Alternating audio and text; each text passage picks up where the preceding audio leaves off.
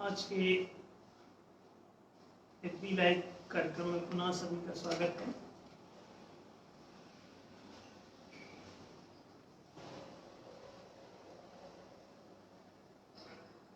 न्याय धर्म सभा का न्याय प्रचार कार्यक्रम संचालित किया जा रहा है। आज प्रश्न आया है देहरादून से, प्रीति जी ने पूछा है, स्वशासन प्रणाली यानी महालोकतंत्र में यदि पूरी पावर जैसे नेता चुनना, नेता हटाना, मंत्री चुनना, मंत्री हटाना, जज चुनना, जज हटाना और नियम नीति निर्णय को पारित खारिज करना जनता के हाथ में चले गए तो इसकी क्या गारंटी है कि जनता अनुशासनहीनता नहीं करेगी, और यदि करती है तो उसे कैसे कंट्रोल किया जाएगा। इसमें पहली बात तो यह प्रश्न ही तर्क संगत नहीं है, क्योंकि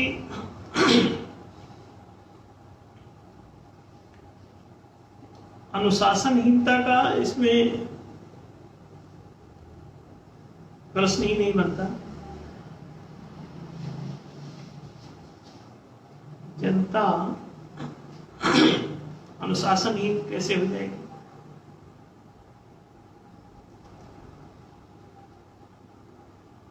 गुलामी से छूट जाएगी, शायद इस बात का भय लोगों को, उन लोगों को है जिन्होंने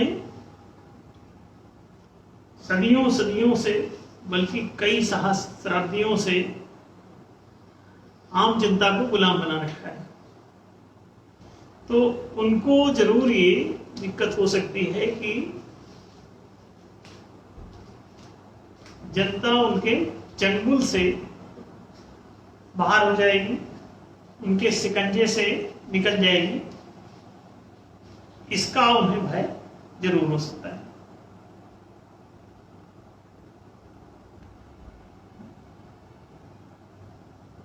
अगर जनता चंगुल से निकल गई, उनके शिकंजे से बाहर चली गई, तो उसका रक्त कैसे चूसेंगे, उसके आर्थिक हितों को कैसे नोचेंगे, कैसे खसोटेंगे। तो इस बात की चिंता शोषक वर्ग को हो सकती है, और वही इस प्रकार के प्रश्न आप लोगों से पूछता है कि जनता अनुशासनहीन हो जाएगी, जनता अनुशासनहीन, जनता मालिक हो जाएगी, मालिक अनुशासनहीन हो जाएगा। ये बात कोई सोचता है क्या? जिनके हाथ में अभी सब पावर्स हैं वो अनुशासनहीन हो जाएंगे, इस बात की चिंता नहीं सता रही है। और इस बात की चिंता सता रही है कि अगर जो गुलाम है वो गुलामी से छूट जाएगा तो अनुशासनहीन हो जाएगा, मतलब तुम्हारे शिकंजे से निकल जाएगा।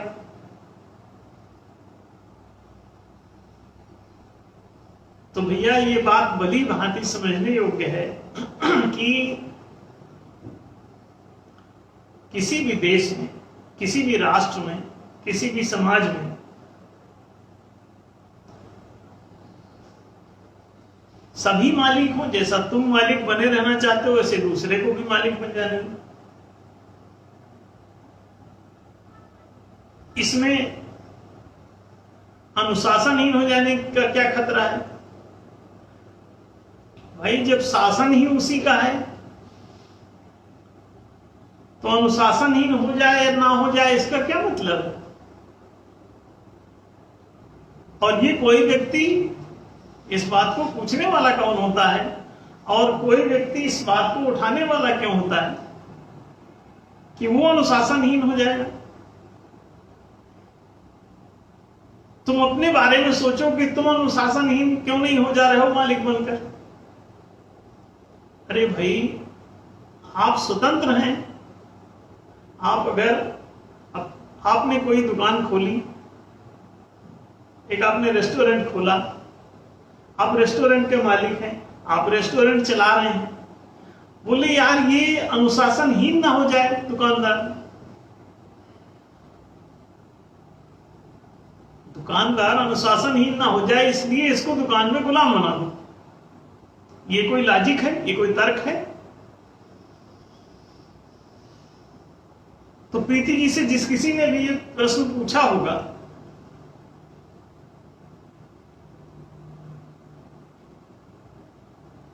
किसी का पूछा हुआ प्रश्न ही उन्होंने ये पूछा है।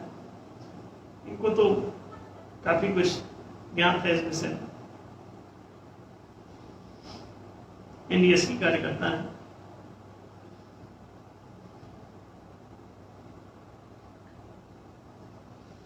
कोई दुकानदार अनुशासनहीन हो जाएगा इस डर से उसको दुकान में नौकर बना दो, तो फिर मालिक कौन होगा? प्रश्न ये है। अगर दुकान का जो दुकानदार है वो मालिक नहीं बनाना चाहते हो तो किसको बनाना चाहते हो? Who is that person? कोई तो होगा, उसका नाम बताओ, वो कौन होगा? अगर दुकानदार दुकान का मालिक नहीं होगा तो कौन होगा दुकान का मालिक? और वो फिर अनुशासनहीन क्यों नहीं हो जाएगा? अगर इस आदमी के अनुशासनहीन हो जाने का खतरा है तो जिस दूसरे को बनाओगे वो अनुशासनहीन हो जाएगा, इस बात की चिंता नहीं है। कहीं वो प्रश्न पूछने वाला ही तो नहीं वो बनना चाहता। तो मिल्कियत सबको प्राप्त हो, स्वामित्व सबको प्राप्त हो, ईश्वरत्व सबको प्राप्त हो, इसमें तकलीफ की क्या बात है? किसी दूसरे को इसलिए गुलाम बनाए रखना चाहते हो कि वो अनुशासनहीन ना हो जाए? नहीं। पहली बात तो ये कि प्रत्येक व्यक्ति स्वेच्छापूर्वक किसी का अनुशासन मानने और ना मानने के लिए स्वतंत्र होना चाहिए। कि कोई भी बात, एक राष्ट्र का आप नागरिक भी किसी को बनाते हैं तो उसकी सहमति से ही बनाइए। बलपूर्वक आप किसी पर अपना राष्ट्रीय कानून मत थोपिए। अगर वो सहमत है तो आप उसको अपने संविधान का फॉलोअर बनाइए। यदि वो बनना चाहता है, नहीं बनना चाहता, तो आप जबरन अनुशासन क्यों थोप रहे हैं उसके ऊपर? जो किसी राष्ट्र का नागरिक रहना चाहता है वो रहे, जो किसी राष्ट्र का नागरिक नहीं रहना चाहता है वो ना रहे। कोई संप्रदाय का कोई अनुयायी रहना चाहता है एक मनुष्य, वो रहे। नहीं रहना चाहता है, वो उसे छोड़ना चाहता है, बाहर जाना चाहता है, वो उसे छोड़ सके। यही तो मनुष्य का गौरव है। मनुष्य को उसके निजी मामलों की स्वतंत्रता होनी ही चाहिए कि वो अनुशासित रहेगा कि नहीं रहेगा, ये उसका निजी मामला है। इस पर कोई प्रश्न कैसे कर सकता है कि वो खाना खाएगा कि नहीं खाएगा? बहुत से लोग मार मार के शराब पीना छुड़वा रहे हैं, कानून बना बना के छुड़वा रहे हैं। अरे भाई, शराब पीना लोगों का निजी मामला है। वो पिएंगे कि नहीं पिएंगे, बंद करेंगे कि छोड़ देंगे, हाँ, कि फिर पकड़ लेंगे, लोगों का निजी मामला। अरे बोले ये गरीब हो जाएंगे पी पी के। अरे तो उसे गरीब होने का चुनाव करने का अधिकार है, गरीबी चुनने का उसे अधिकार है कि वो अपने लिए वो गरीबी चुन ले या अमीरी चुने। हाँ, दूसरे को अगर वो सताता है तब कानून आएगा। कानून हमेशा पारस्परिक व्यवहार के बनते हैं, किसी के निजी मामलों के नहीं कि वो अनुशासनहीन ना हो जाए। अरे वो अनुशासनहीन हो जाए या ना हो जाए ये उसका पर्सनल मामला है। आप उसको अनुशासित क्यों रखना चाहते हैं? तो पहले तो जनता निजी मामले में स्वतंत्र है। जहां तक लोकतंत्र का सवाल है, लोकतंत्र में निजी मामलों की स्वतंत्रता ही तो उसकी गरिमा है। दूसरी बात, जहां तक ये सवाल है कि उसको शासन में सहभागिता हो, उसकी शासन में उसकी भी सहभागिता हो। पार्टिसिपेटरी गवर्नेंस न्याय का लक्षण है। अगर आप न्यायशील शासन व्यवस्था लाना चाहते हैं तो न्याय हमेशा सार्वजनिक, सर्वहितकारक, प्रत्येक नागरिक के हितों के अनुरूप होगा। प्रत्येक नागरिक को समान घोषित करेगा कि सभी नागरिक समान हैं, तो सभी नागरिकों के समान हितों की रक्षा होनी चाहिए। तो दूसरा कोई उसे अनुशासित रखने की चिंता क्यों कर रहे हैं? भाई वो अपना चिंतन करे कि वो तो नहीं अनुशासित हो, अनुशासनहीन हो जाएगा। दूसरे को जबरन क्यों अनुशासित करना चाहता है? कोई अनुशासित रहना चाहता है वो नागरिक रहेगा, नहीं अनुशासित रहना चाहता होगा नागरिकता छोड़ देगा। कई लोग हैं, ब्रिटेन के नागरिक हो गए, कोई कनाडा का नागरिक हो गया, कोई अमेरिका का नागरिक हो गया, कोई ऑस्ट्रेलिया का नागरिक हो गया, कोई न्यूजीलैंड का नागरिक हो गया, भारत के ही लोग। क्या आप उनको रोक लेंगे? और क्यों रोकेंगे? कोई बाहर जाना चाहता है जाए, जिस देश में रहना चाहता है वहां रहे, जिस देश की नागरिकता छोड़ना चाहता है उसे छोड़ दे। कोई हिंदू संप्रदाय में रहना चाहता है कि मुस्लिम संप्रदाय में रहना चाहता है, कि वो हिंदू राष्ट्र में रहना चाहता है कि मुस्लिम राष्ट्र में रहना चाहता है, लोगों का अपना अपना मामला है।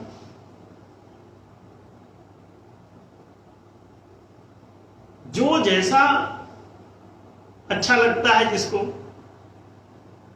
वो वैसा रहे। सभी के निजी मामले अपने, किसी राष्ट्र में रहने के अथवा किसी संप्रदाय में रहने के, किसी भी दुनिया में कहीं भी रहने के, सभी मामले उसके निजी हैं। और वो कहां उसकी निजी इच्छा है कि वो कैसे रहना चाहता है, वो अनुशासनहीन हो जाएगा नागरिक। जो लोग कानून बना रहे, खुद पास कर रहे, वो अनुशासनहीन हो रखे हैं, उनकी चिंता नहीं है। देखो, चिंता उनकी की जा रही है कि जैसे चंद लोग तुम पारित कर रहे हो कानून, उसी तरह से सार्वजनिक रूप से इसे पारित किया जाए। अब बताइए इसमें क्या बुराई है? तुम चंद लोग कहां से लिखवा के लाए हो अपने नाम में? हीरा जड़वा के आए? किस ईश्वर ने तुमको अधिकार दिया कि तुम 1%, 2%, 5% आदमी कानून पारित करोगे? सार्वजनिक रूप से बहुमत से पारित करो। और जितना ज्यादा बहुमत उसमें सिद्ध होगा, उतना ज्यादा वो कानून सत्य के निकट होगा, सर्वहित के निकट होगा। सर्वात्मकता ही सत्य है, सर्वहितकारिता ही सत्य है। जो बात जितनी अधिक सर्वहितकारी होगी उतनी अधिक न्याय संगत होगी। प्रत्येक नागरिक का हित समान रूप से प्रतिष्ठित हो तो इसे न्याय कहते हैं। और अगर ये न्याय है तो आप विचार करके देखें कि प्रत्येक नागरिक ऐसा चाहेगा अपने हितों की रक्षा के लिए। तो प्रत्येक नागरिक का हित सिद्ध हो तो सार्वजनिक हित सिद्ध होगा। एक का सिद्ध हो दूसरे का सिद्ध ना हो। एक को शिक्षा मिले दूसरे को ना मिले, एक को रोजगार मिले दूसरे को ना मिले, एक को आवासीय सुविधाएं मिले दूसरे को ना मिले, एक को चिकित्सा सुरक्षा, बीमा, बैंकिंग, पेंशन, आश्रय सब मिले और दूसरे नागरिक को ना मिले। ये कहां का तुक है? ये कहां का तर्क है? ये कौन सा लॉजिक है? ये कहां से नैतिक है? ये कैसे औचित्यपूर्ण है? ये तो एक नागरिक और दूसरे नागरिक के बीच में ये जो विषमता का व्यवहार है, ये भयावह है। तो किसी नागरिक को, प्रत्येक नागरिक को महालोकतंत्र में नेता चुनने, नेता हटाने का प्रत्येक नागरिक को अधिकार है। अब आप बताइए, 100% नागरिक को अधिकार, तो कौन अनुशासनहीन हो जाएगा? 100% लोग। कौन अनुशासनहीन हो जाएगा और कौन इसमें शासक रहेगा? सभी शासक सिद्ध हो जाएंगे। क्यों? जब सबकी सहमति से राजा नियुक्त होगा, सबके सहमति से राष्ट्रपति बनेगा, सबकी सहमति से प्रधानमंत्री बनेगा, सबकी सहमति से सारे काम होंगे।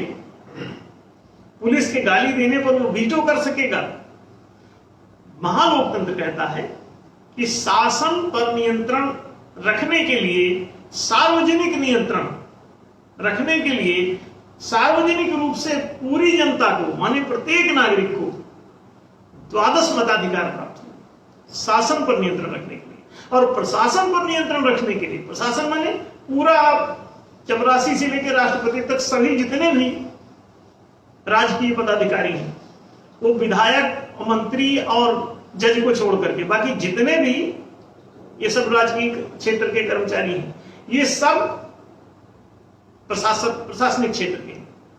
तो इनको सभी को आप इनकी बदमाशी पर आप इनको वीटो कर सकते हैं, इनकी कार्यवाही तत्काल रुक जाएगी।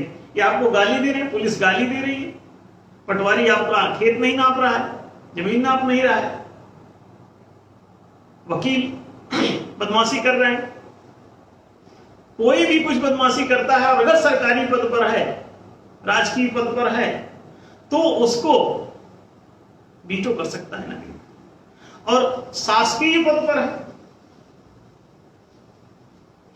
राजनीतिक पद पर है, विधायिका मंत्री का न्यायिका में नियुक्त है, तो राजनीतिक पदों पर जितने हैं इनको सबको वो आपत्ति दर्ज करा सकता है इन पर और मतदान के लिए बाध्य कर सकता है, इनको पारित और इनको पदस्थ और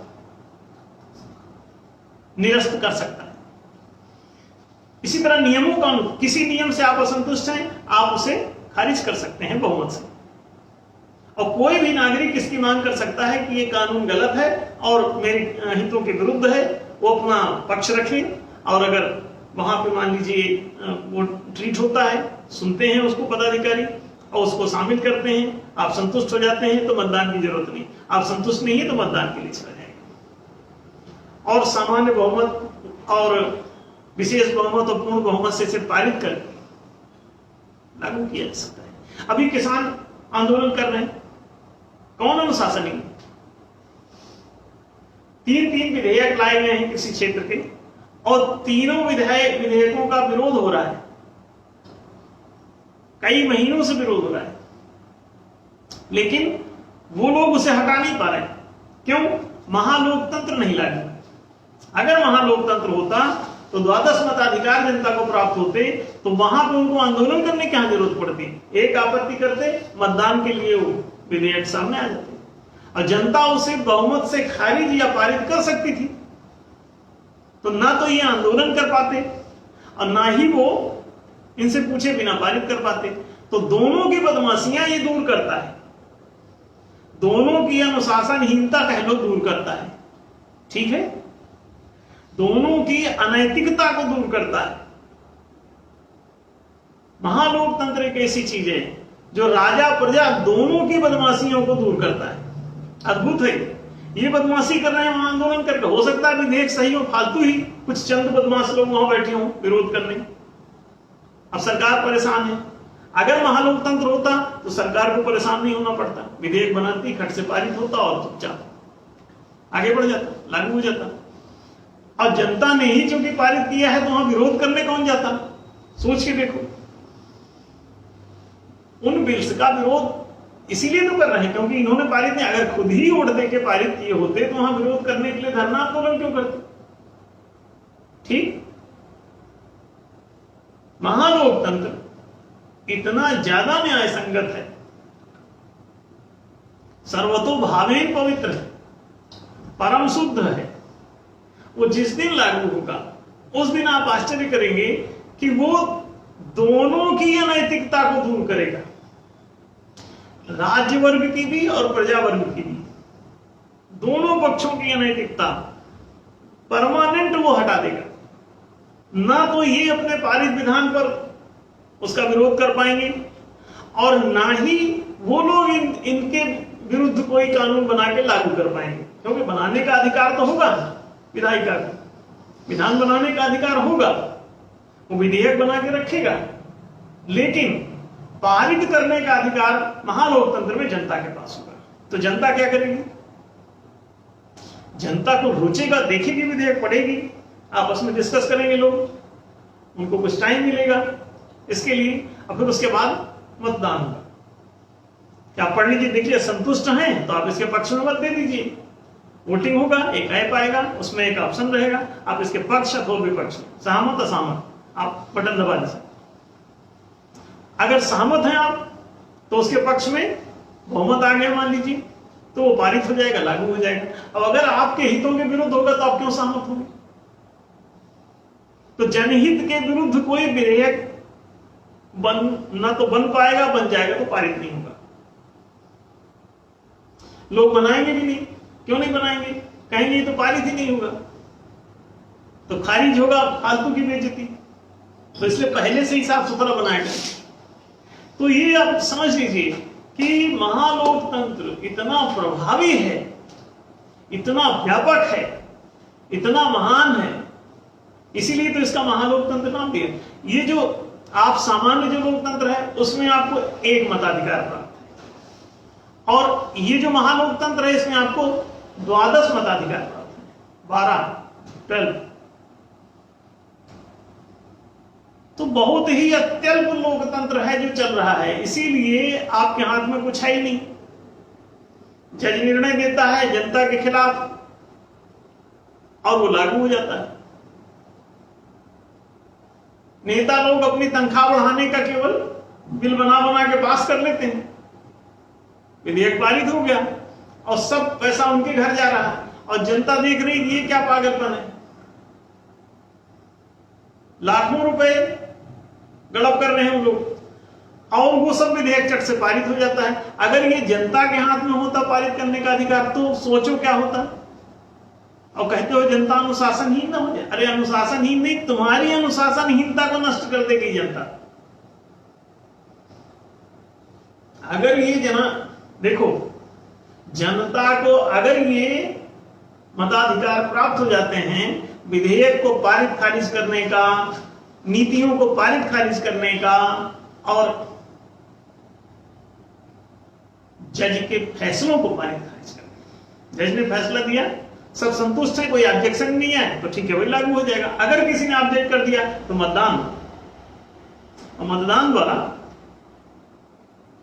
तो या खारिज हो जाएगा या पारित हो जाएगा। अगर पारित हुआ, अधिक लोग सहमत हैं तो पारित, ठीक है लागू करो। और ये रोज रात को ऑनलाइन ऐप के माध्यम से, डिजिटल वोटिंग सिस्टम के माध्यम से, बिना खर्चे का रोज शाम को 8 बजे आपके लिए एक मतदान का सिस्टम आएगा।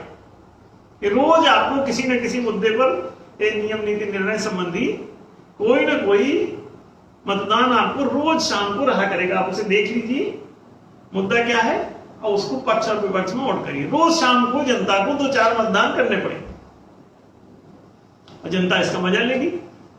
5-10 मिनट शाम को टे करेगा, हर एक के मोबाइल में ऑप्शन रहेगा, लोग इस पर अपना मत व्यक्त किया करेंगे। अब आप देख लीजिए, ये अगर महालोकतंत्र आता है तो कितनी आसानी से, और आज की दुनिया में वोटिंग सिस्टम बहुत सरल है। वोटिंग ऑनलाइन का सिस्टम एकदम सरल है, बिना खर्चे का है। और ये तो तब भी हमने जो व्यवस्था दी है महालोकतंत्र की, उसमें बिना ऑनलाइन वोटिंग के भी वोटिंग हो जाया करेगी। ग्राम पंचायत स्तर की वोटिंग केवल ग्राम पंचायत में, और बाकी जो है ऊपर की उनकी जो संसदें बना दी, तो संसदों के सदस्यों द्वारा ही, माने जनता के जनप्रतिनिधि वोटिंग कर दिया करेंगे आगे आगे। आप इसे समझ लें, और किसी को भी ऑब्जेक्ट करने का अधिकार है, आपत्ति दर्ज कराने। तो हर एक नियम, हर एक नीति, हर एक निर्णय, माने विधायिका का विधान, मंत्रियों की नीतियां और जजों का निर्णय, ये तीनों क्या होगा, जनता के द्वारा पारित और खारिज होने लगेगा। डायरेक्ट अब आप भगत सिंह को फांसी नहीं चढ़ा सकेंगे कोर्ट के जरिए। किसी को भी फांसी चढ़ाने के लिए आपको कोई ना कोई ऑब्जेक्ट करेगा और उस पर मतदान होगा। और मतदान अगर उस कोर्ट के फैसले के विपक्ष में चला गया तो फांसी टल जाएगी।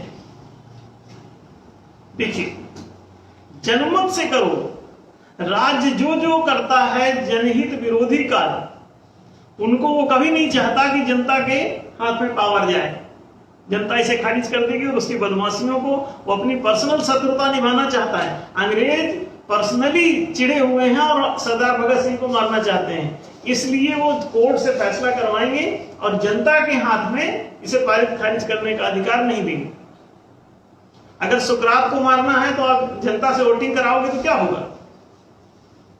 सुकरात को जहर दे दिया, जनता सहमत हो जाए, जनता कहेगी तो अच्छा आदमी, ये चोर न डकैत, तुम लोग तो सारा भ्रष्ट बदमाश लोग, और फांसी पर उसको चढ़ाना चाहते। देखो ये सब उल्टा है दुनिया।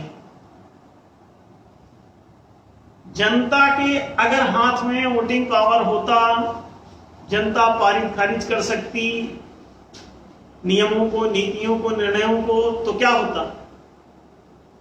फर्जी कानून नहीं बनते, फर्जी मंत्रियों द्वारा नीतियां नहीं बनती, फर्जी जजों द्वारा निर्णय नहीं होते। तो क्या होता? पहले ही वो देख लेते कि निर्णय ऐसा मत दो, नहीं जनता इसे खारिज कर देगी, तो निर्णय अपने आप सही होने लगे। जैसे डिजिटल करेंसी सिस्टम अगर न्यायधर्म सभा का जो प्रस्ताव अगर लागू हो जाए तो क्या होगा? लोग खुद ईमानदार हो जाएंगे, क्योंकि उनको मालूम है किसी का पैसा चुराएंगे फिर वापस बैंक से हो जाएगा ट्रांसफर, रिवर्ट एंट्री, तो कोई फायदा ही नहीं बोले चुराने का। तो कोई कहेगा क्यों एक्सरसाइज फालतू कर, तो चोरी बदमाशी अपने आप, सब लोग ईमानदार अपने आप हो जाएंगे। उसी तरह से ये विधायिका, मंत्रिका, न्यायिका, ये तीनों सत्ताएं ईमानदार हो जाएंगी जब जनता के हाथ में मताधिकार पारित खारिज करने का। तो उसे पारित खारिज भी नहीं करना पड़ा करेगा, दरअसल केवल अधिकार दे दो, जरूरत नहीं पड़ेगी उसकी। क्यों? वो लोग खुद ही सोचा समझा फिर फैसला देने लगेंगे, सही विधेयक बनाने लगेंगे, सही नीतियां लेके आएंगे, ठीक ना? ताकि उन्हें पता है कि जनता खारिज कर देगी तो फिर बनाएंगे नहीं वैसा आड़ा टेढ़ा। तो इसे समझें, ये बड़ा बुद्धिमत्तापूर्ण है सब। महालोकतंत्र आपको 12 मताधिकार देता है। अभी आपको एक मताधिकार है, केवल नेता चुनने का, मंत्री चुनने का भी नहीं, जज चुनने का भी नहीं। वो जबरन बैठ जाते हैं कहीं से भी जरूरत पड़ती। तो अब देखिए, लोकतंत्र में जो शासन तंत्र है वो लोक के हाथ में होना चाहिए, और लोक के हाथ में शासन दिए ही नहीं। अब बोले तुम्हारे देश में लोकतंत्र लागू है। जब लोक मत से चल ही नहीं रहा है, जनता का मत कुछ और है और शासन कुछ और चल रहा है, तो जनतंत्र हुआ ये, जनता का तंत्र है, जनता का शासन। कैसे सिद्ध करोगे? इसका मतलब लोकतंत्र के नाम पे अभी चल तो राजतंत्र ही रहा है, या वंशतंत्र ही रहा है, या दलतंत्र ही रहा है, चल वही रहा, लोकतंत्र नहीं है। अभी दुनिया में या तो व्यक्ति तंत्र है, कहीं कहीं कहीं कहीं वंशतंत्र है, कहीं कहीं दलतंत्र है। पूरी दुनिया के राष्ट्रों में आप देखेंगे तो आपको ऐसे तंत्र मिलेंगे। व्यक्ति तंत्र है, एक व्यक्ति गुंडा टाइप को कब्जा कर लिया है, कोई कुछ बोल नहीं पा रहा है। कई जगहों पे, जैसे कि आपने कोरिया में सुना कि वहां एक आदमी का पूरा जबरन वर्चस्व है, वो हटाए नहीं हटता, गुंडागर्दी से एक व्यक्ति बैठ जाता है, तख्ता उलट के कोई बैठ गया, अब क्या होगा? उसका गुंडा राज चलेगा। तो इसे व्यक्ति तंत्र कहते हैं। फिर वंशतंत्र कौन है कि पीढ़ी दर पीढ़ी बैठते रहते हैं। पहले बाप बैठा गद्दी पर, फिर उसका बच्चा बैठ गया, फिर बच्चे का बच्चा बैठ गया, फिर बच्चे का बच्चा, ऐसे बैठते रहते हैं। इसे क्या कहते हैं? वंशतंत्र। इसमें भी वो झूठ फरेब करता हुआ अपने वंश का साम्राज्य बनाए रखता है। कोई भी ऐसा रिस्की काम नहीं करेगा जो उसको कमजोर बना दे और वो सत्ता से बाहर हो जाए। तो वंशतंत्र ऐसे अपने सारे तिकड़म निष्कंटक बनाए रखने के लिए, जरा भी कोई बाहर कुछ बोलेगा तो उसको मार देगा। तो इसमें हत्याएं बहुत होती हैं। व्यक्ति तंत्र में भी हत्याएं बहुत होती हैं, राजनीतिक। वंशतंत्र में राजनीतिक हत्याएं बहुत होती हैं। दल तंत्र में भी राजनीतिक हत्याएं होती हैं। आप देख लीजिए, एक दल दूसरे दल को मिटाने के लिए कितनी हत्याएं करवाता है। अभी उदाहरण के लिए अभी 1 महीना पहले का एक केस देखिए, पिछले महीने का केस देखिए क्या हुआ। अब पिछला महीना क्या, अभी तो मई चल रहा है, अभी जो है बंगाल में क्या हुआ, कितनी राजनीतिक हत्याएं हैं, आप इसे समझ सकते हैं। महात्मा गांधी की राजनीतिक हत्या, राजीव गांधी की राजनीतिक हत्या, इंदिरा गांधी की राजनीतिक हत्या, और भी जाने कितने लोगों की सब राजनीतिक है। लाल बहादुर शास्त्री की भी राजनीतिक हत्या मानी जाती है। ये कैसे ही सब हो रही। पाकिस्तान में देखो कितने लोग कहते हैं, बेनजीर भुट्टो की हत्या है ना, सब राजनीतिक हत्याएं। ये राजनीतिक हत्याएं कैसे चलती हैं, व्यक्ति तंत्र में व्यक्ति अपने राज्य को निष्कंटक बनाए रखने के लिए निरंकुश हो जाता है और वो मिटाता रहता है सब कुछ, विरोधियों को मारता रहता है। तो व्यक्ति तंत्र हत्या तंत्र है, वंश तंत्र में भी हत्याएं जारी रहेंगी और दल तंत्र में भी हत्याएं जारी रहेंगी। तो क्या करना पड़ेगा, लोकतंत्र लाना पड़ेगा। तो लोग कहते हैं दल तंत्र, तो दल, अभी दलों का पार्टियों का जमाना चल रहा है ना, तो आपको क्या बताया जाता है कि ये लोकतंत्र है। लोकतंत्र कहां है, लोक में से तो कुछ न चुन रहे हो, न लोग को कोई अधिकार है, न लोग को मत देने का अधिकार है, तो लोकतंत्र है। लोकतंत्र कहां है, दल तंत्र है।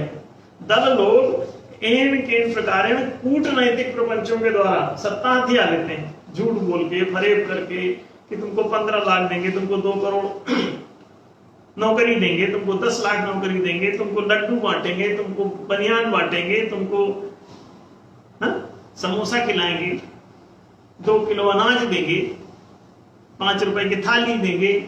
ये क्या है, तिकड़म। ऐसे आप बदमाशी करते हो कूटनैतिक प्रपंच। इस कूटनैतिक प्रपंच के द्वारा उसे लालच देकर झूठा समान, राजनेता देखो हाथ जोड़े जोड़े सबको चरण स्पर्श करता घूमता, आई के लिए ये झूठा सम्मान देने से ये कूटनीतिक एक प्रपंच का हिस्सा है। तो कूटनैतिक प्रपंच करता रहता है और आप सोचते हो कि बड़ा विनम्र है, विनम्र नहीं, बहुत उद्दंड रहता है। नायक फिल्म देखिए कैसे उसमें एक जनता का हाथ पकड़ के तोड़ देता है, कार में बैठे बैठे नेता, और कितनी विनम्रता से हाथ जोड़े घूम रहा होता है। दरअसल अंदर वो क्रूरल रहता है और ऊपर से दिखावटी माया। जैसे भेड़ की खाल कोई भेड़िया पहन के बैठ जाए तो क्या होगा, ये खालों में बैठे हुए जो भेड़िए हैं भेड़ों के लिए हानिकारक है।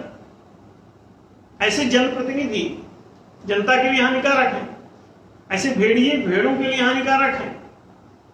ये कब तक रहेगा, जब तक व्यक्ति तंत्र है, वंश तंत्र है, दल तंत्र है, तब तक लोकतंत्र गायब है। तो लोकतंत्र को लाने के लिए 12 मताधिकार आपको देने पड़ेंगे, 12 मताधिकार, 10 और 2 और 12 मताधिकार। नेता चुनना, नेता हटाना, मंत्री चुनना, मंत्री हटाना, जज चुनना, जज हटाना, नियम चुनना, नियम माने पारित करना, खारिज करना, नीति पारित करना, खारिज करना, कोर्ट का निर्णय पारित करना, खारिज करना। ये क्या है, जनता को, ये हो गए कुल 12। अब 12 मताधिकार जनता को अगर सुलभ हो जाते हैं तो क्रांति हो गई। जनता इससे अनुशासनहीन नहीं हो जाएगी, जिम्मेदार हो जाएगी। क्यों, दुकान जिसकी रहती है वो जिम्मेदारी से दुकान का सामान अमन संभालता है, या कि जो नौकर रहता है वो, बताओ कौन देख रेख करता है दुकान की? किसको परेशानी होती है गिलास टूटने पर, दुकान के मालिक को या दुकान के नौकर को?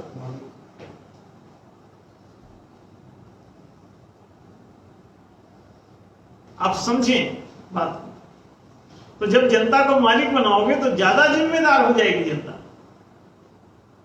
कि वो मालिक है, वही पारित कर रही है नियम कानून, तो उसी को फॉलो करना है, तो अधिक फॉलो करेंगे। आप स्वेच्छा से जो काम करते हो उसमें आपकी रुचि होती है।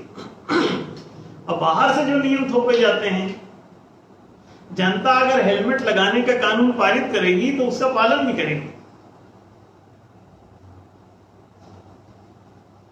और हेलमेट का कानून थोपा जाएगा तो जनता उसको फिर हेलमेट नहीं लगाएगी, तुम जुर्माना लगाते रहो।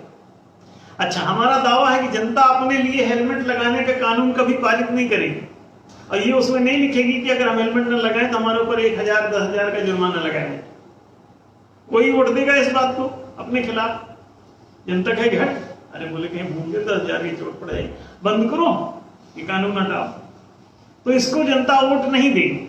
आपका कोई हेलमेट का कानून जनता की जन सहमति से लागू नहीं किया जा सकता। तो ये कैसे लागू है?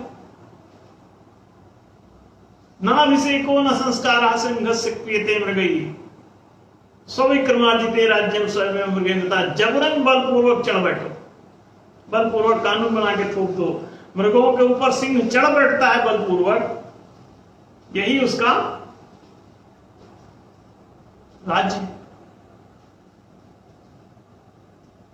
मृग नहीं चाहते कि तुम हमारे राजगद्दी पर बैठो, हमारे राजा बन जाओ।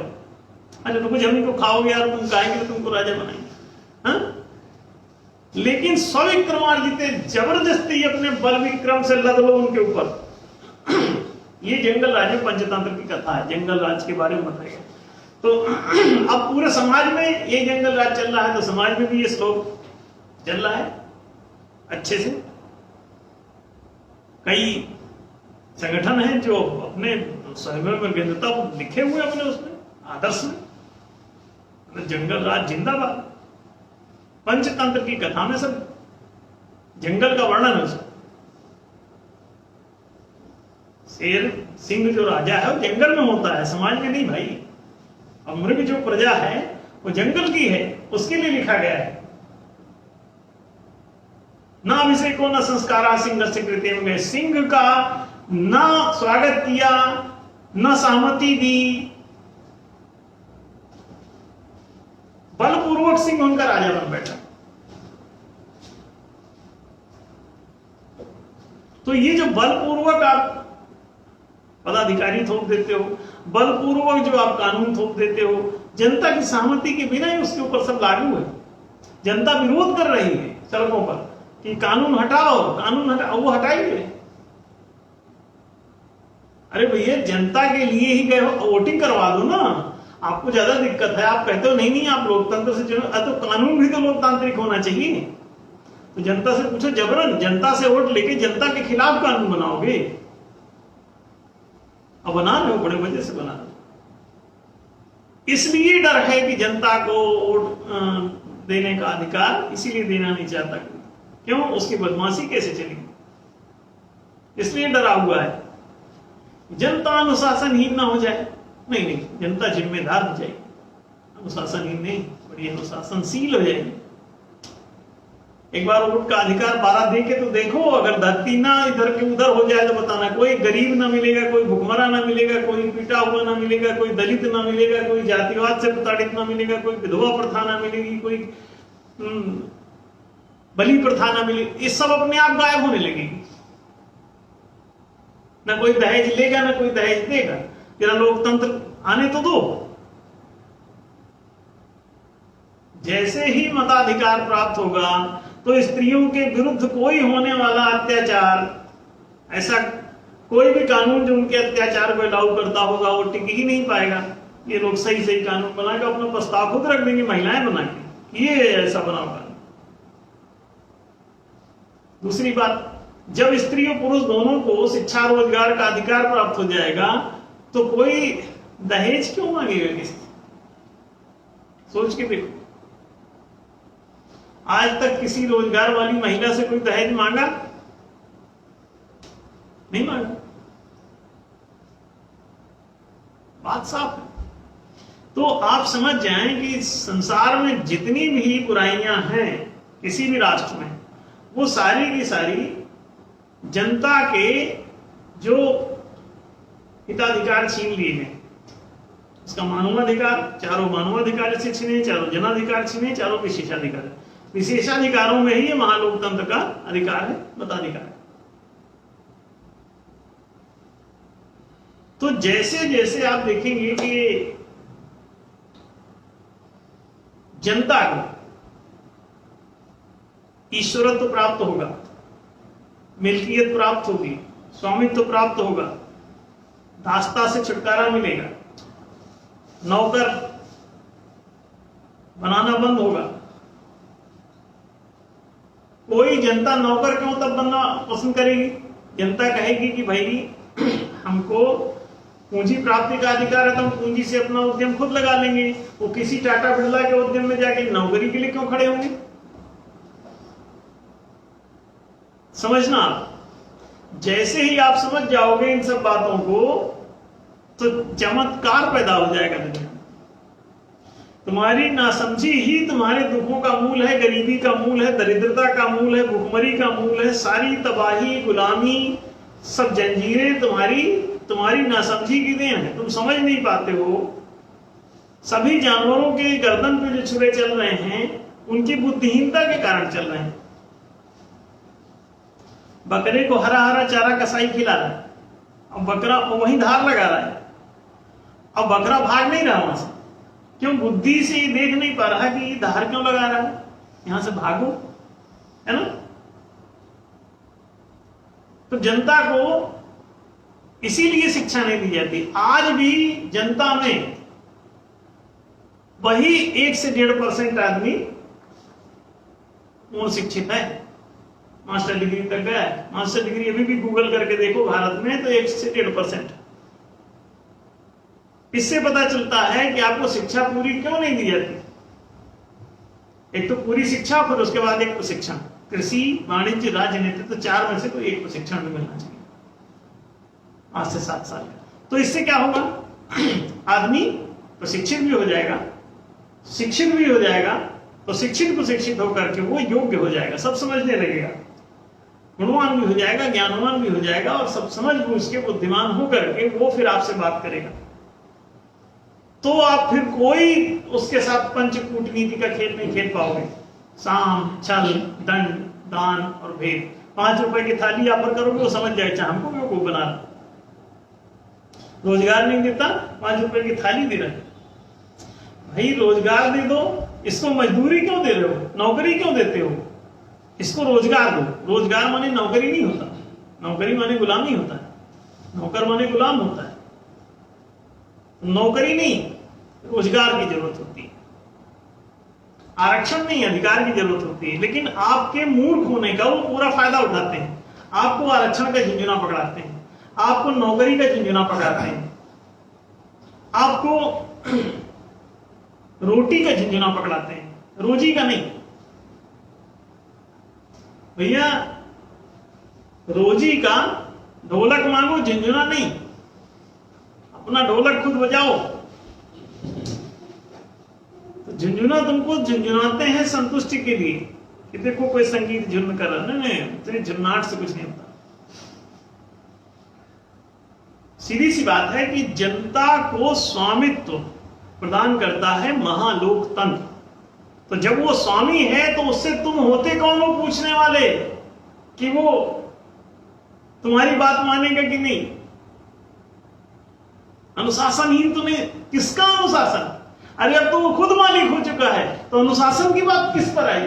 कौन देगा उसको अनुशासन? He is going to be the owner.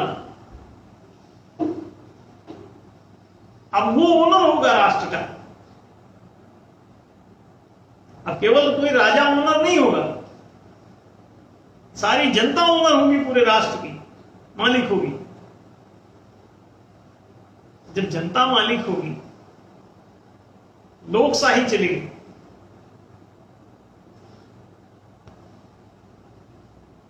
वास्तविक जरा महालोकतंत्र आने दीजिए। अभी हमारी पुस्तक प्रकाशित होने वाली है, महालोकतंत्र। लोग पढ़ेंगे, बहुत आनंद आएगा, और इसकी जानकारी ही पर्याप्त है। जन जन को सही बात की जानकारी दे दो, जनता खुद इसका इंतजाम कर लेगी अपनी मिल्कियत का। महालोकतंत्र अपने आप जनता ले आएगी। जनता को मालिक बनाने का कोई तंत्र आ रहा हो और जनता उसके पक्ष में ना हो, एक कौन में सब बोलेगा किसी धूर्त को छोड़ करके इस बात से कौन सहमत होगा कि जनता को ये अधिकार न दिए जाए? नहीं, जनता अधिकार लेके रहे, उसको सिर्फ जानकारी। तो जनता को शिक्षित होने दो, शिक्षित होती जा रही है। अब तुम ना भी पढ़ाओगे तो भी जनता मोबाइल के जरिए पढ़ जाएगी। और अब तुम विज्ञान को बुझा नहीं सकते, कैसे करोगे? बिजली का आविष्कार खत्म नहीं कर सकते, कंप्यूटर का आविष्कार खत्म नहीं हो सकता, इंटरनेट का आविष्कार खत्म नहीं हो सकता, टेलीफोन का आविष्कार खत्म नहीं हो सकता। तो कैसे करोगे, बचोगे कैसे? इन सब के माध्यम से अब टीवी खुल गया और मोबाइल में ही टीवी चल रहा। हर बुक ई बुक के रूप में हर पुस्तक सुलभ है, मुफ्त में। कैसे नहीं पढ़ जाएगा? हम लोग एक छोटी सी डिक्शनरी खरीदने के लिए बचपन से प्लान करते करते और पैसा जुटाते जुटाते गुल्लक में कक्षा 7वीं में जाके एक डिक्शनरी खरीद पाए।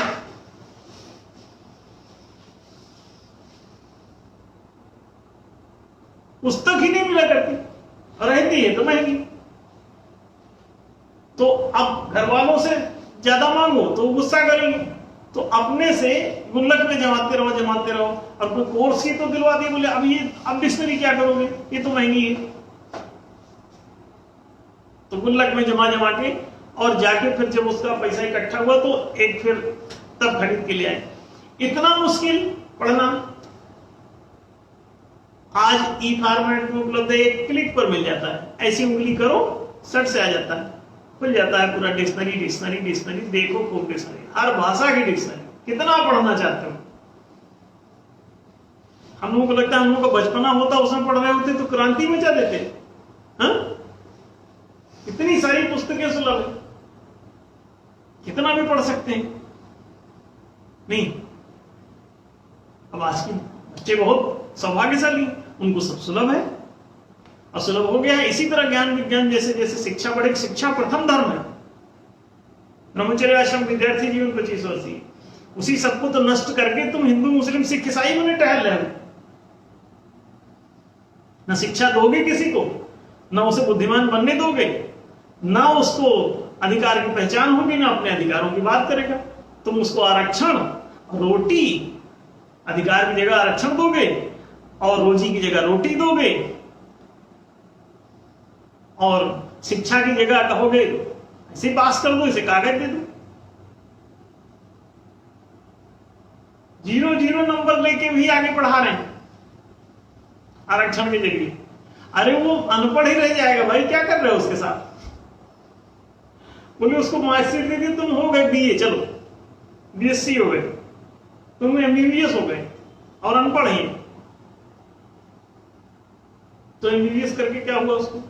ना अपना इलाज कर पाएगा, ना अपने बाप का, ना अपने पड़ोसी का। तो क्या लाभ है? तो शिक्षा की जगह झुंझुना, रोजगार की जगह झुंझुना, आवास की जगह झुंझुना। 12,000 रुपए के टॉयलेट है। अरे 12,000 की तो टोटी नहीं लगती भाई आजकल। कई लोग, टोटी महंगी ना होती तो क्यों उठाता कोई? कई नेता उठा ले जाते हैं टोटी घर जाते समय। तो अब आप सोचो, अब जब 12,000 रुपए में तुम बाथरूम को पैसा दे रहे, अरे तुम यार उसको रोजगार क्यों नहीं देते हो? 12,000 क्यों दे रहे हो उसको? रोजगार दे तो घर अपने आप बना ले। फिर एक कोई 10 बाई 12 का एक आध रूम बनाने का, उसको और कहते हैं ये मकान का पैसा ले लो, 1,20,000। ये 12 कहां से आया? उसी में 0 और बढ़ा के बोले ये मकान का हो गया। ये 12 का कोई आंकड़ा कहीं से निकाला है? क्या पागलपन है? और इनको सबको एकदम भिखमंगा, भुखमरा, अपाहिज ही रखना चाहते हैं भैया। एक तो ये वेश्या प्रथा, विवश वेश्या प्रथा, ये जो चला रहे हो जबरदस्ती कानूनन। अरे इसका कानून बनाने की क्या जरूरत है? जिसको जो करना है करे, जिसको नहीं करना है ना करे। ब्यूटी पार्लर कोई खोलता है खोले, नहीं खोलता ना। तुम हर चीज का लाइसेंस क्यों चला रहे हो उसमें? शराब जिसको बनाना बेचना जो करना करे, नहीं बनाना ना बनाए, बनाना बनाए बेचे। तुम होते कौन बीच में दखल करने वाले? अरे बोले पूरा देश जो है अनुशासनहीन हो जाएगा, बर्बाद हो जाएगा, सब शराबी हो जाएगा। ना ना, घर में चक्कू है, सब लोग अपना गला क्यों नहीं रेत लेते? जो ना समझ है उसी का कट जाता है। तो ना समझ के लिए शिक्षा दे दो स्कूल में 25 साल। नहीं तुम चक्कू रोक दोगे। जैसे बच्चों के लिए कहते हैं ब्लेड को बच्चों से दूर रखो, वैसे अरे अब बड़ा हो गया तब भी कहते तो शराब को इससे दूर रखो। अरे उसको पीना पिए, नहीं पीना ना पिए। देखिए समाज को इसी तरह बचकाना बना के रखना चाहते हो, उसके हिताधिकार लूट लेना चाहते हो और कहते हो अनुशासनहीन हो जाएगा। अरे तुम उसे शिक्षित करो, वयस्क बनने दो, अपने आप बुद्धिमान है, अपने से सोचने समझने दो उसे, हर बात की जानकारी दे दो। जैसे अभी क्या करते हो, tobacco chewing is injurious to health, cigarette smoking is injurious to health कर रहे हो ना। गुटके पे बिच्छू का, केकड़ा का चित्र बना के कैंसर दे रहे हो। इसका मतलब तुम्हारी नीयत सिर्फ इतनी है कि कुछ सेठों की मोनोपोली भर करना चाहते हो, बाकी बेचते सब हो तुम।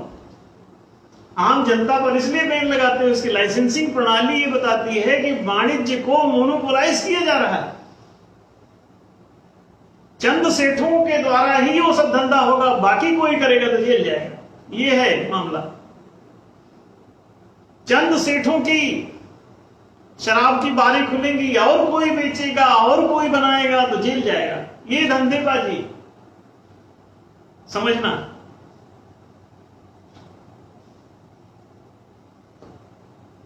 वेश्यालय की लाइसेंसिंग, मदिरालय की लाइसेंसिंग, जुए घर की लाइसेंसिंग, ये कर क्या रहे हो?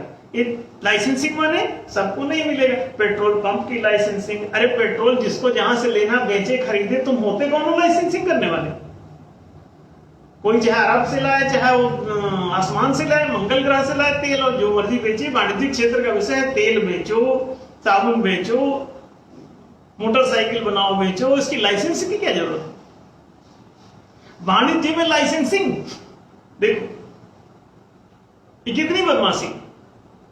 और लाइसेंसिंग माने कि आम जनता के अधिकार छीनने हैं और अपने जो खास खास लोग हैं उनको लाइसेंस केवल देना है, और दूसरा कंपटीटर आएगा तो बाजार में इसका महंगे मनमाने रेट पर बेच नहीं पाएगा।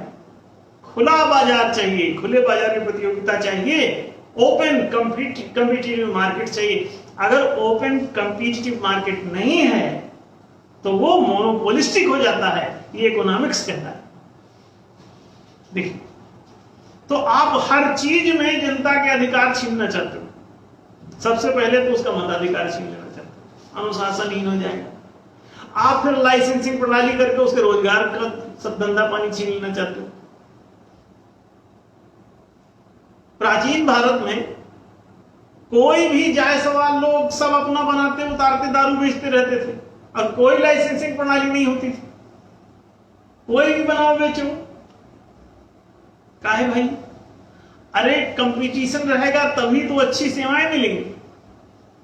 एक ही आदमी बना बेच रहा है तो कहेगा वो मनमर्जी से 5 रुपए का सामान 500 रुपए में बेचेगा, और दूसरी दुकान ही नहीं रहेगी तो उसी से लेना पड़ेगा। सोच लीजिए, डॉक्टरों की लाइसेंसिंग कर दी। आप डॉक्टरी की दुकान खोलना चाहते हो, अरे पहली चीज तो ये बताओ कि शिक्षा और चिकित्सा जैसी सेवाएं अनिवार्य सेवाएं हैं, इनको वाणिज्यिक क्षेत्र में क्यों कर दिया? वाणिज्यिक क्षेत्र में जो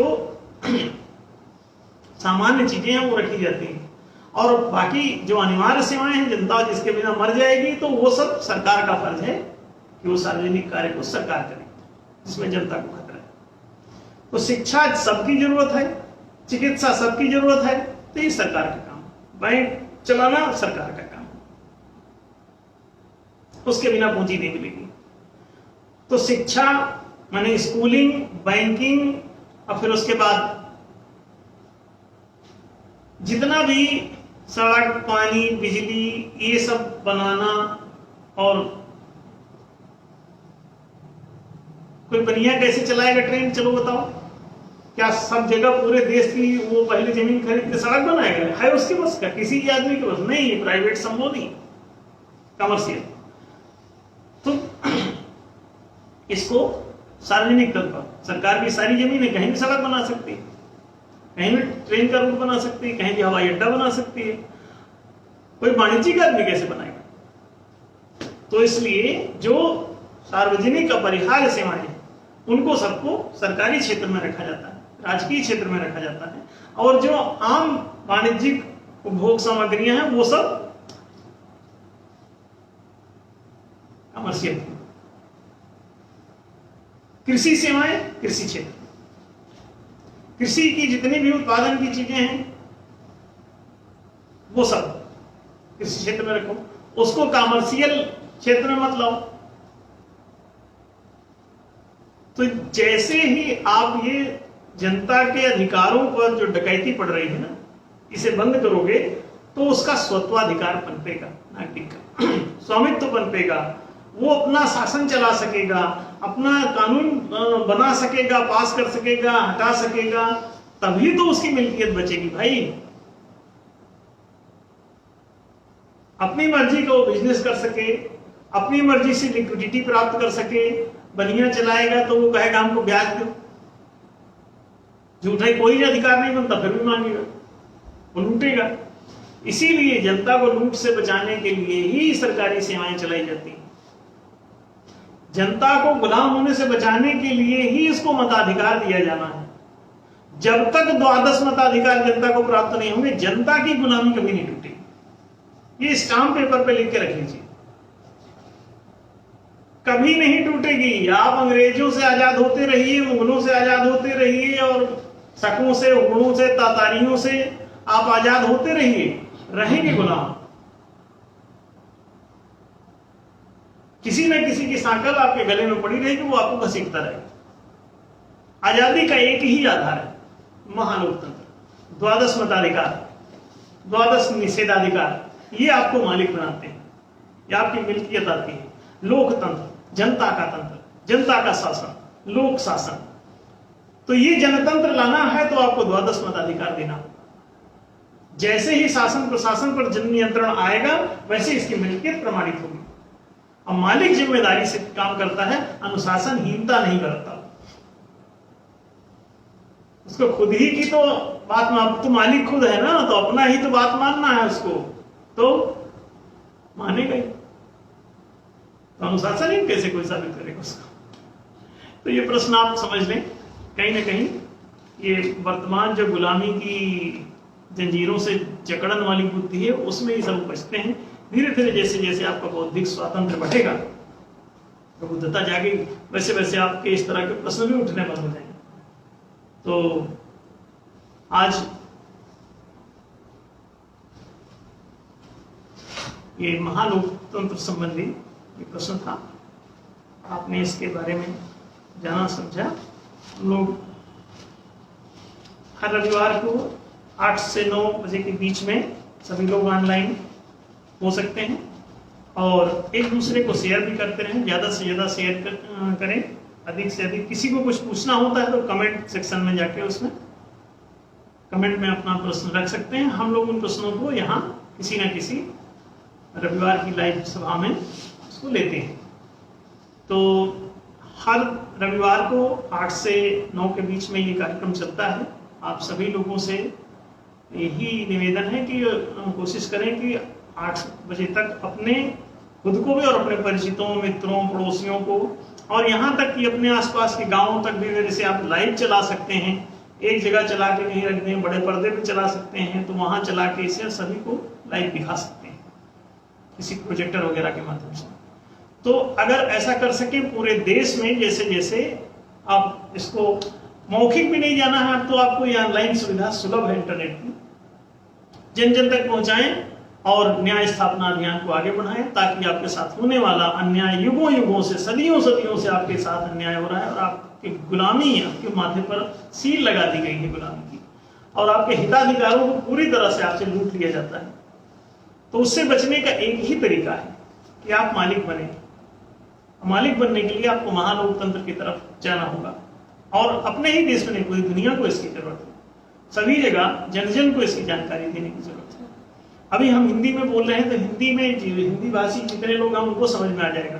धीरे धीरे हमारी बातों को दूसरी भाषाओं में भी ट्रांसलेट करके लोग पहुंचाने वाले पैदा हो जाएंगे, वो सब पहुंचाएंगे। और पूरी दुनिया में ये इसी सदी में ही ये आंदोलन जो है वो पूरे दुनिया को आजाद कर देगा। ऐसी आशा आपको भारत की नहीं है, पूरी दुनिया के लिए कि 25 के बाद से 2025 के बाद से 2054 के बीच तक ही पूरे भारत सहित पूरी दुनिया में ये फैलेगा। और भारत में इसके न्याय के दरवाजे खुलने लगेंगे 25 के बाद से, ये सुनिश्चित है। तो जन समर्थन इसमें अपने आप खुद ही उत्पन्न होना है। हर व्यक्ति न्याय का भूखा और प्यासा है, उसके साथ हुआ नहीं, सदियों सदियों से सताया गया है। तो उसको सिर्फ इसकी प्रॉपर जानकारी दिया जाए, लोग सब जानकारी पाते ही जागरूकता उनमें अपने आप आ जाएगी। और सीधे सीधे किसी को जानकारी के बिना कोई जागरूकता होती नहीं, तो जानकारी देते रहें। आज का समय समाप्त हो रहा है, तो यही विराम देते हैं इस कार्यक्रम को। अगले रविवार सबसे